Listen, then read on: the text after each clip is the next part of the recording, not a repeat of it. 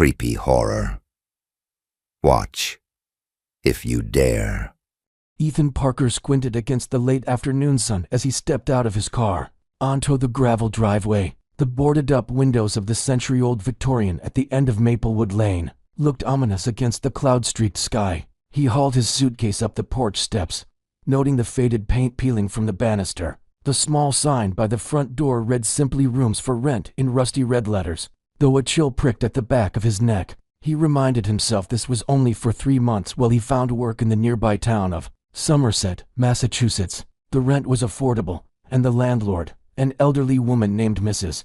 Whitcomb, seemed pleasant enough if a bit eccentric. Inside, the parlor was cluttered with dusty furniture draped in white cloths. Portraits of stern-faced ancestors hung crooked on the walls, their eyes seeming to follow him as he crossed the room. A narrow staircase led upward, its banister carved into snarling gargoyles. From somewhere behind him came the soft creak of a floorboard, and he froze, listening but heard only the dull hum of a distant refrigerator. Mrs. Whitcomb materialized at the head of the stairs, her thin frame wrapped in a shawl. "Welcome, dear," she said in a reedy voice. "Your room is at the end of the hall on the 2nd floor. Be sure to close the windows and curtains before 8. And if the phone rings, do not answer." She paused, her gaze unreadable. Under any circumstances, Ethan blinked. "Okay, 8 o'clock. Don't answer the phone." He forced a grin. "Sounds simple enough." "Good." She nodded and shuffled away. The hallway was narrow and dimly lit by flickering sconces. Floorboards groaned under his weight as he reached the door at the far end. A small brass plaque read "Room 3. He unlocked it, revealing a cramped space, a twin bed with an iron frame, a rickety wooden desk, a single chair, and a wardrobe that looked ready to collapse. A thin window faced west, overlooking a tangle of overgrown grass and skeletal trees. The air was stale, thick with dust and something else, something faintly metallic. On the desk lay a single sheet of lined paper. His name was written on top in neat cursive, Ethan Parker. Below it, in the same hand, the words, "Close the windows and curtains before 8 p.m. and do not answer the phone if it rings." Ethan frowned, his heart rate picking up. The handwriting was elegant but cramped, the ink slightly smudged. Beneath the instructions, no signature. He turned to look for a phone handset, but saw none, only an old rotary dial phone sitting atop a narrow table beside the bed. Its cord frayed. He picked it up, expecting a dial tone, but heard only silence. Deciding it was best not to ignore Mrs. Whitcomb's warning, he locked the windows, drew the heavy curtains, and tried to forget the note. Over the next few days, Ethan established a routine. He spent his mornings bicycling into town for coffee and newspapers, his afternoons job hunting in the fields of real estate offices and cafes, and his evenings inside Room 3, reading or catching up on online applications. The house grew quieter by the hour. By sunset, only the ticking of a mantel clock could be heard in the parlor downstairs. He never heard other tenants. Through the hallway vents, he sometimes caught a distant murmur, but when he leaned closer, it dissolved into static. He asked Mrs. Whitcomb about the other renters, and she only whispered, "They're fine," before hurrying away. On Thursday morning, he found his note moved from the desk to the bed. The handwriting was the same. A sinking feeling settled in his chest. He inspected the room carefully, no sign of forced entry. Outside the window, the woods looked empty, save for the shifting shadows of branches. He decided to call his sister, Lauren, for reassurance. At the desk, he lifted the phone. The moment he touched the receiver, it vibrated in his hand. His pulse spiked, and he jumped back. The line was dead. His reflection in the dark window behind him looked pale, eyes wide. He told himself it was nothing. That Friday, Ethan worked until late afternoon. When he returned, the sky was bruised purple. He closed the windows and drew the curtains long before 8 at 7:30, to be safe. He ate a quick dinner and lay on the bed scrolling on his phone. At exactly 7:59 p.m., he heard it, a shrill, tinny ring that seemed to echo in the cramped room. He froze, staring at the phone on the bedside table. It rang again, piercing, insistent. He dipped under the covers, eyes squeezed shut, heart pounding. The ringing stopped. Silence swallowed the room like a suffocating blanket. He lay motionless until the clock chimed 8 times. He sat up, took a deep breath, and peeked out. Nothing. 2 nights later, Ethan found himself jittery come dusk. He paced the room, glancing at the clock. The second hand ticked closer to 8 p.m. At 7:57, he shut his laptop, locked the windows, and pulled the curtains. He fluffed the pillow and lay down, positioning himself under the thin blanket. At 8:03, the phone rang again. He flinched, his breath caught in his throat. The ringtone was old-fashioned, harsh and tinny. It rattled his nerves. He lay completely still. The ringing ceased after 5 rings. But 20 seconds later, it began again, slow, deliberate strokes of steel on bone. Ethan's mind raced. Mrs.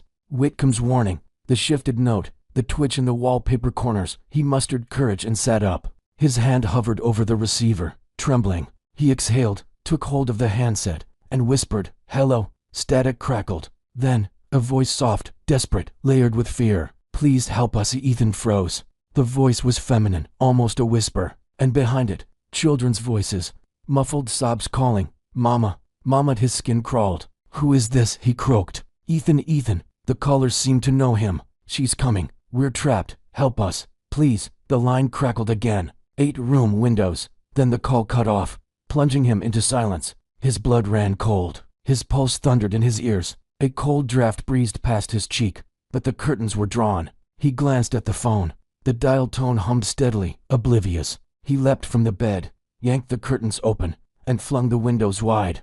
The night air rushed in, carrying the scent of dead leaves and damp earth. The moon was obscured by racing clouds. He stared out but saw nothing, just the trees swaying under an unseen hand. Shaken, Ethan closed the windows and curtains again, more roughly than before. As he did, the lights flickered twice, then went out.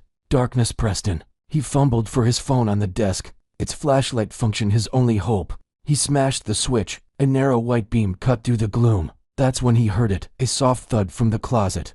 Heart leaping, he aimed the light. The wardrobe doors creaked open, then slammed shut on their own. The flashlight flickered, then died. He cursed, dropped it, and groped for the bedside lamp. With trembling fingers, he twisted the switch. The bulb glowed weakly, enough to show the closet doors slightly ajar. He crept forward, every nerve alive with dread. He reached out, pushed the door, and recoiled at what he saw. Inside lay a small girl's dress, torn and stained. Beside it, a child's porcelain doll with its head cracked and one eye missing. A sticky dark stain soaked the bottom of the dress. Ethan staggered back, stomach lurching. He fled to the door, but it wouldn't budge. The handle rattled uselessly. Panic welled in his chest. He pounded, screamed, but the walls seemed to absorb every sound. Then, behind him, came whispering dozens of voices, like the rustle of dry leaves. Ethan, help." He spun, light illuminating the wallpaper. The floral pattern twisted into grotesque shapes, limbs, faces, mouths opening silent screams. The voices rose in volume, overlapping, fracturing. He groped for the note on the desk, the instructions. He read them again, wildly. "Close the windows and curtains before 8 p.m. and do not answer the phone if it rings." He hadn't closed them, he had opened them. The voices swelled, a tidal wave of anguish. Something slammed into the door behind him. He whirled, nothing but the dark corridor beyond. Sweat poured down his face. He ripped open the curtains, pried the windows free, and flung them wide once more, gasping in ragged breaths. Moonlight poured into the room, illuminating every corner. The whispers ceased. The closet stood closed, innocently. The walls reverted to their tame floral design. He sank to the floor, trembling, and waited until dawn. In the morning, bruised but determined, Ethan packed a bag and descended to the parlor. He found Mrs. Whitcomb brewing tea. I need to leave," he stammered. She poured him a cup. "Rest first, dear." He sat at a small table, watching her hands shake as she stirred sugar. He noticed a stack of old newspapers on a shelf. With trembling fingers, he lifted one dated July 1923. The headline screamed, "Family massacred in Maplewood House." He read, "The Winters family was found slaughtered in their home. Mother and 3 children.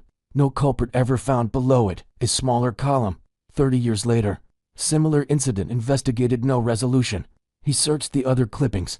They chronicled at least 4 gruesome murders spanning a century, each unsolved. Each victim was female, a mother and her children. Each occurred on a night when the family had left windows open. He slammed the papers down. That night, 6 days after the first call, Ethan resolved to end this. He entered room 3 before dusk, prepared, a flashlight, his bag slung over his shoulder, and the old phone detached from its base. He locked the windows and curtains at 7:45 p.m., then stuffed the note, the handset, and the newspaper clippings into his bag. His phone was set to silent. At 8:12, the ringing began, loud, furious. He pulled the door open and rushed into the hallway. The corridor lights flickered.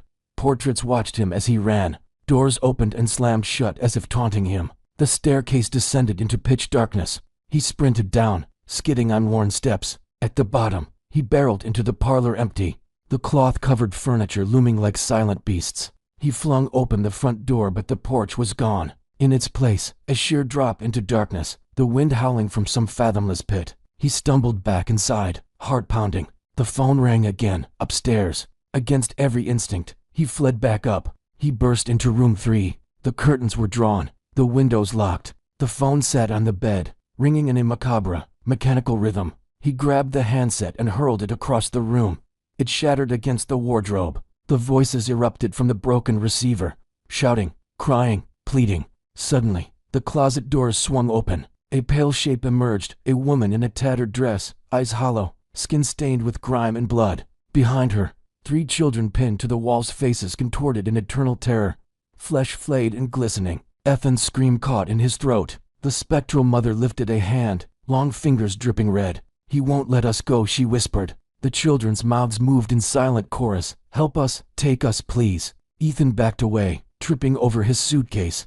The ghost lunged. He fell, hitting his shoulder hard. Pain sliced through him, but adrenaline fueled his flight. He scrambled for the door but found it vanished, replaced by a solid wall. The window shattered, glass raining down. He climbed through, blood stinging his palms as he dropped to the ground outside. He bolted into the undergrowth, winded, bleeding. Behind him, the house's windows flared with sickly yellow light, flickering like dying eyes. He ran blindly, branches whipping his face, soil giving underfoot. The mansion receded behind a wall of trees, yet he could still feel malevolent eyes tracking him. The phone in his pocket vibrated. He ignored it, kept running, until he burst onto the roadside. A passing car screeched to a stop as he flagged it down. The driver, horrified by his appearance, bloodied clothes, haunted eyes, drove him at top speed to the Somerset police station. At dawn, he stood trembling in the station's lobby. The officers stared, uneasy, as he recounted his ordeal. They escorted him to the site only to find no house.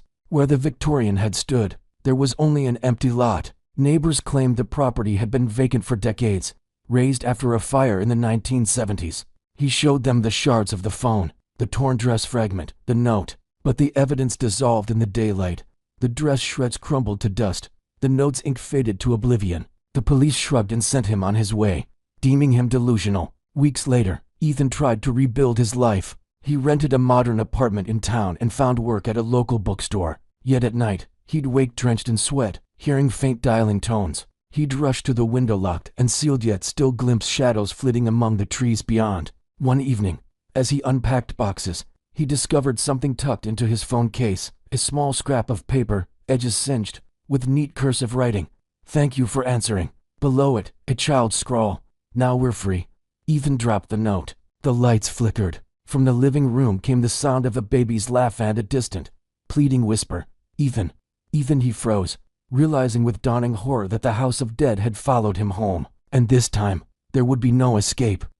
If you've ever experienced something you still can't explain, a story that keeps you up at night, send it to us, because this is just the beginning.